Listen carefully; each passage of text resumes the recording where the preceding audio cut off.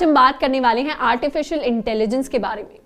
China के अंदर एक ऐसी यूनिवर्सिटी है जिसमें कैमरे लगे हुए हैं जो बता देते हैं कि पीछे बैठा हुआ है कोई स्टूडेंट एक्चुअली क्लास में ध्यान दे रहा है या फिर पीछे बैठकर अपने फोन में गेम्स खेल रहा है। इतना ही नहीं, गूगल का गूगल सर्च, एप्पल का सिरी, Amazon का एलेक्सा और नेटफ्लिक्स के मूवी रिकमेंडेशंस, ये सारी की सारी टेक्नोलॉजीज आर्टिफिशियल इंटेलिजेंस यानी AI पर बेस्ड हैं।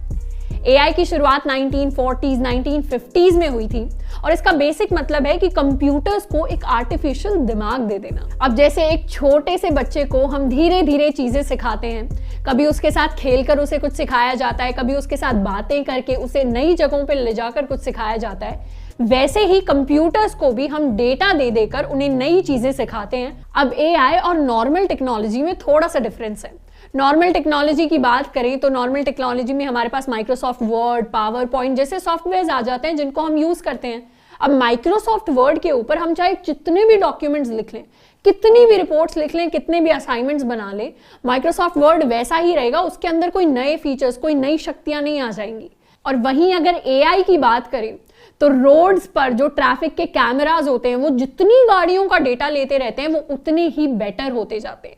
तो AI के पास जितना डेटा आता रहेगा वो उतनी ही बेटर हो जाएगी।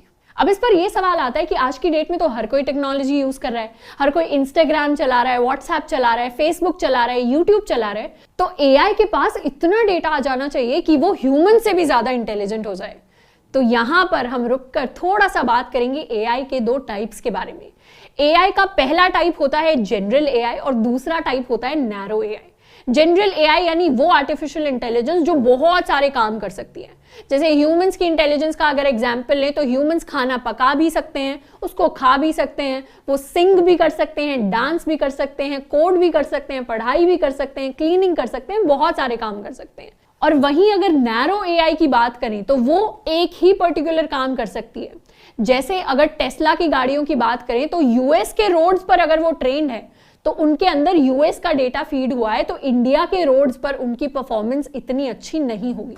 आज की डेट में हमारे पास जनरल AI नहीं है, नैरो AI है, जिसको हम इंडस्ट्रीज में यूज करते हैं या बाकी जगह यूज करते हैं। तो इससे हमें यह सीखने को मिला कि ह्यूमंस के पास कंप्यूटेशनल पावर तो कम है लेकिन वो बहुत सारे काम कर सकते हैं। और वहीं दूसरी तरफ हमारे पास जो AI है उसके पास कंप्यूटेशनल पावर बहुत ज्यादा है लेकिन वो एक ही पर्टिकुलर काम कर सकती है। जैसे अगर किसी हॉस्पिटल